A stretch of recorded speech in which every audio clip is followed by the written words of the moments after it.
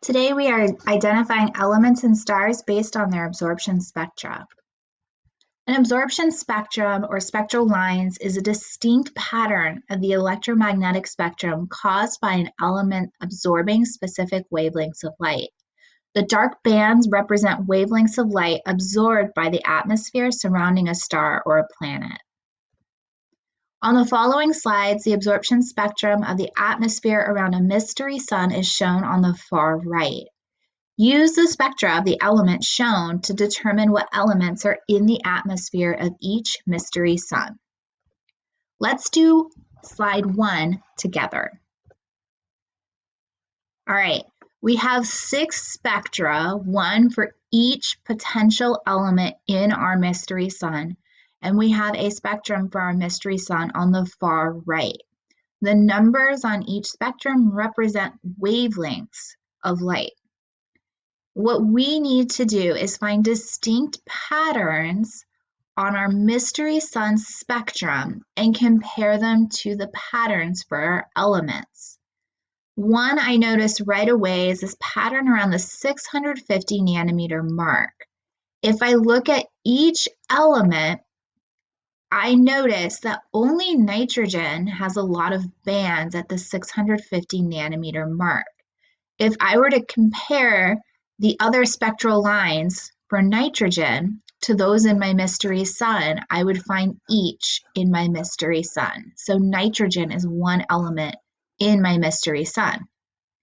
I also notice a band down here near 700 nanometers that I find only in carbon.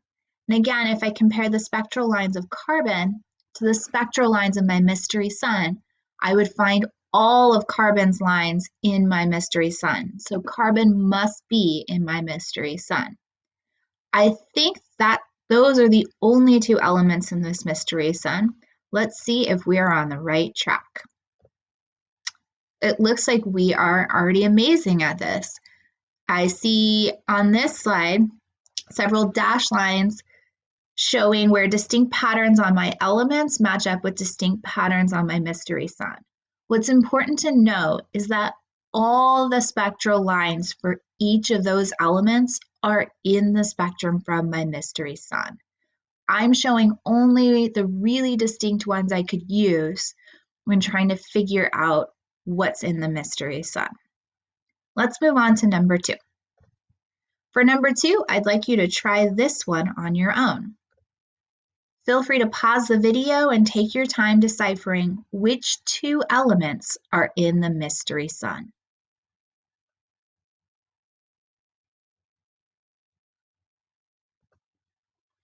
Nitrogen and sulfur are in this sun. Again, we found distinct bands in each element and match those up with distinct bands in our mystery sun. Let's try a third practice problem. Feel free to pause the video if you need time. Tell me which elements are in this mystery sun. This time, there are 3.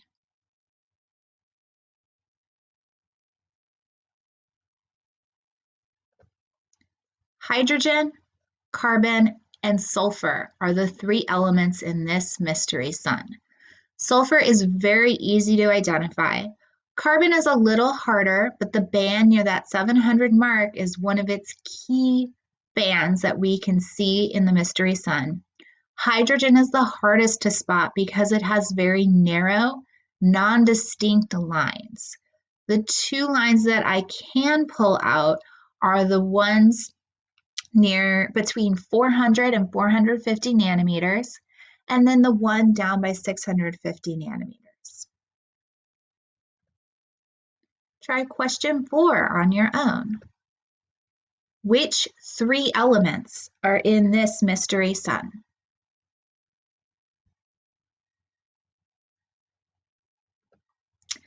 Oxygen, sulfur, and sodium are in this mystery sun.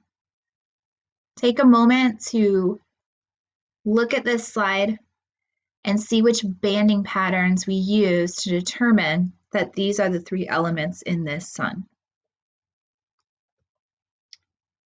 Number 5 also has 3 mystery elements. Which elements are in this mystery sun?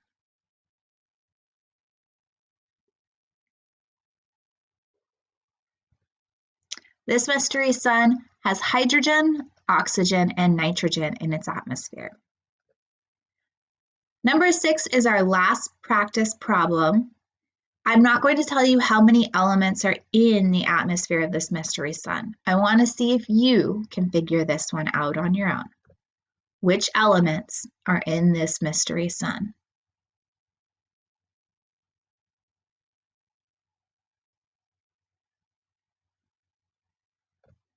This mystery sun had 4 elements: carbon, oxygen, nitrogen, and sodium.